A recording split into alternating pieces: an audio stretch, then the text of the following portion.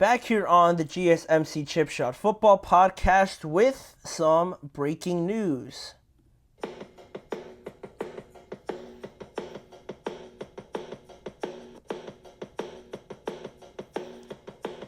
After we just finished talking about the 49ers and the matchup between Breece Hall and Christian McCaffrey, of course, we got this latest report from Ian Rappaport, Mike Garafolo, saying the following: the 49ers star running back Christian McCaffrey, calf/Achilles injury, will not play in San Francisco's game tonight against the Jets.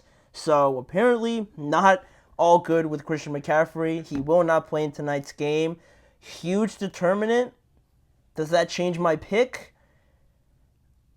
It almost does. No, I'm going to stick to my pick. I'm still going to say the 49ers win. I'm going to stick to it now. Obviously, huge loss there for the 49ers, but it's just going to make it closer. I think the 49ers will still squeak out of this with a win. But that's the last we'll talk about that game, just set to kick off in an hour or so now. The next topic we'll get to will be what happened in the AFC North. The Steelers, of all teams, right? The probably favorites to finish last among a lot of people in this division, actually are the only team to have a winning record in the AFC North after the first Sunday of the year. It didn't give a good first impression, I think, for the rest of this division, because I've been on here multiple times saying that this is one of the tougher divisions in football. They're a contender for honestly having at least 3 teams in the playoffs each year. But the first week, very short sample size, I do know. But regardless of that, not leaving a good taste in a lot of people's mouths after Sunday, especially, because I wouldn't say Baltimore, gave off a bad impression. There were certainly some question marks and some doubts after that game, even though they were only a play away from potentially winning that game. I don't think people were left too upset by what they saw from Baltimore, and even the Steelers, right? With all the craziness of who was starting and who wasn't before kickoff.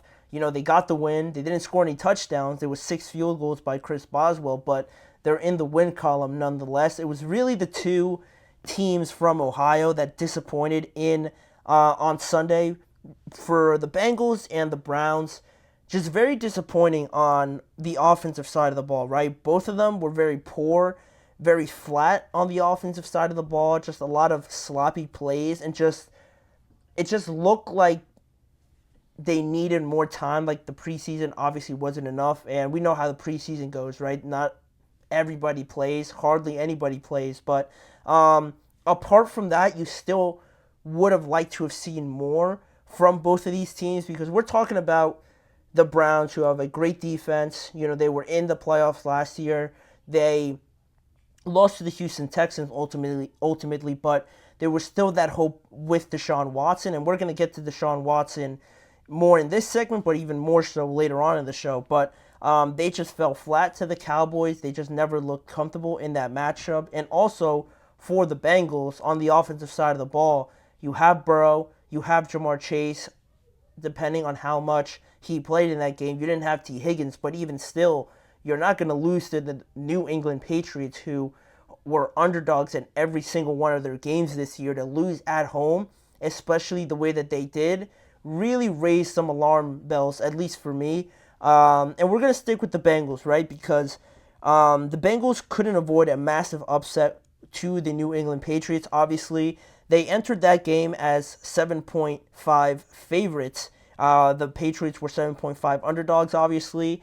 And with them beating the Cincinnati Bengals, it was the biggest upset in terms of point differential in the last 6 years.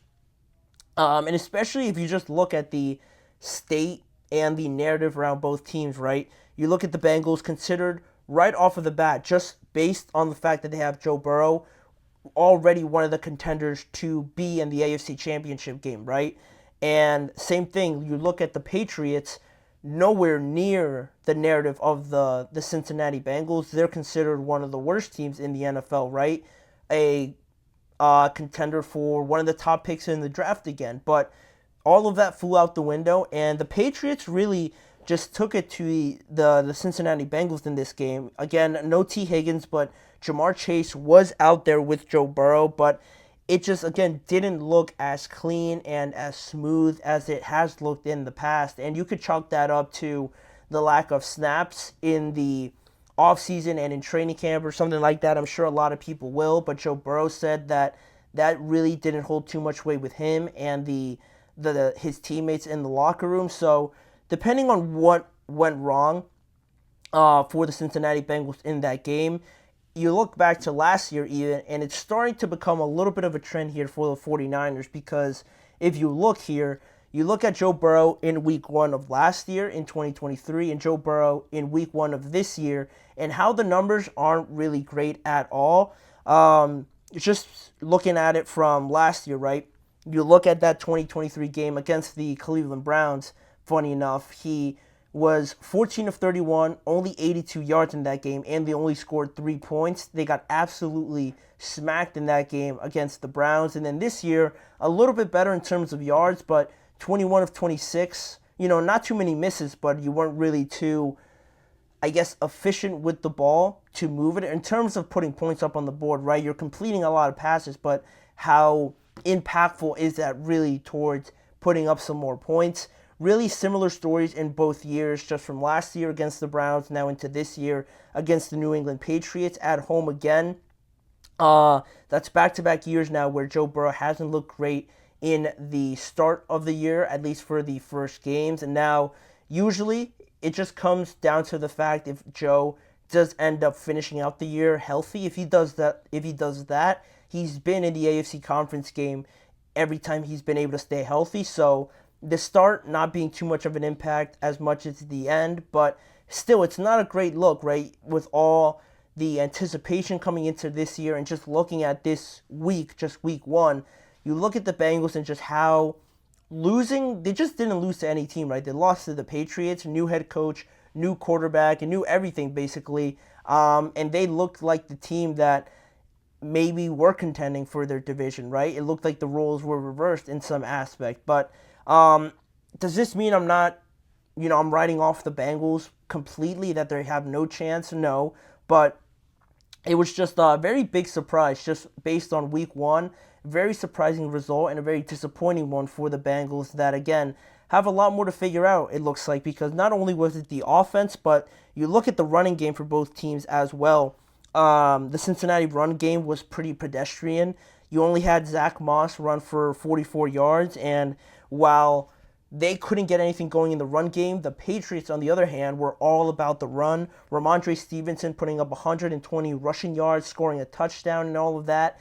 It makes a big difference. And my overall impression from the Cincinnati Bengals and just their performance in the first week of the season is that Joe Burrow, Jamar Chase, and T. Higgins will pretty much have to be perfect, or will pretty much have to be every aspect and every dimension of this offense for the Bengals to be considered a great offense. I think those 3 guys are going to have a lot of weight on their shoulders based on that. And also, the loss of Joe Mixon is looking a lot more impactful than I think a lot of people anticipated. A lot of people just overlooked it. Like, Joe Mixon, yeah, he left, but they still have Joe Burrow and they still have Jamar Chase. I think losing Joe Mixon is going to turn out to be a lot more significant than a lot of people realize, just based on that fact. You have to have a good running game, especially in this division where if you become one-dimensional like we saw with the Browns, it becomes a lot harder on your quarterback, especially if the offensive line isn't too great like the Bengals is. So speaking of Cleveland, they're also not they're not saving themselves from any sort of judgment or criticism as well. They lost at home 33-17 to the Cowboys. Their offense gave their defense no help in either time or putting up any sort of points. Just really a one-sided defense of their home field from their defense on that side. A great defense, but every great defense can only go so much time on the field before you obviously get tired, start rotating people in, or you get trapped out there on the field because the other team is running hurry-up offense and you can't make subs. So really no compensation, no compliment from the offense in this game for the Browns. The offensive line was something that I think a lot of people will point out to. Like, They were missing two of their tackles, their two starting tackles. They were without for this game. But you look at the other side of the ball, the Cowboys were starting two rookies on their offensive line, and it looked like Dak Prescott was hardly ever touched in that game. So to use that excuse, I don't really buy it, and I don't really hold too much weight towards that, just because you look at both teams, right? Great defenses. One has Myles Garrett, one has Micah Parsons, Trayvon Diggs, Denzel Ward. Same thing to Darius Smith, Jeremiah Owusu-Koramoah. Both defenses have great guys, right? So it's not really a differentiation point to make there. On the offensive side of the ball, you look at Amari Cooper. One has CeeDee Lamb, Brandon Cooks. The other has Jerry Jeudy, Jerome Ford, Ezekiel Elliott, Dak Prescott, Deshaun Watson. The offensive line, same thing, missing two pieces. One is starting two rookies. The other is starting two backups. What's the difference going to be in this game? A lot of it just falls to the quarterbacks, who rises to the challenge, and I think Dak Prescott did that more so than Deshaun Watson. And I'm going to mention Deshaun, just the fact that he had 169 yards, 2 interceptions, and 1 touchdown. He stole the show, basically, or made all the headlines just on his stat line and the way that he played. He was sacked numerous times and just really had no positive plays from beginning to the end of this game. Really, it looked like Deshaun Watson just clogged up the rhythm of this offense, the execution of everything, the poor placement on some of the throws, the miscommunications, the hesitation a lot of the times, and also just bad reads, bad decision-making a lot of the times in this game. A lot of credit goes to the Dallas defense, but not too much. Like this team, this Browns team, is good enough to compete, I think, with anybody in terms of going one by one for the rosters. And the only difference from last year to this year is the quarterback, unfortunately. So I think it amplifies it even more now with Deshaun playing like this in his third year in Cleveland. It comes to a point now where these fans are starting to get a little bit impatient, and you can't keep using the excuse of, oh, he's dealing with injuries, or he's dealing with the suspension and everything like that. He's still trying to adjust. Like, all of that is starting to just become over repetitive at this point, and Deshaun and his Cleveland team really didn't make a great impression at all in their first game at home. Again, we're not writing off anybody, but just based on the first week, it hasn't looked too positive for either of these two teams. And I didn't even get to the Steelers, but I think really just for the whole AFC North to kind of pan out this way, for the Bengals and the Browns to put up goose eggs as they did, I think that pretty much writes the whole story about this division. Like, the Steelers are sitting first in this division, where everybody probably thought they were going to be last. The Ravens also 0-1.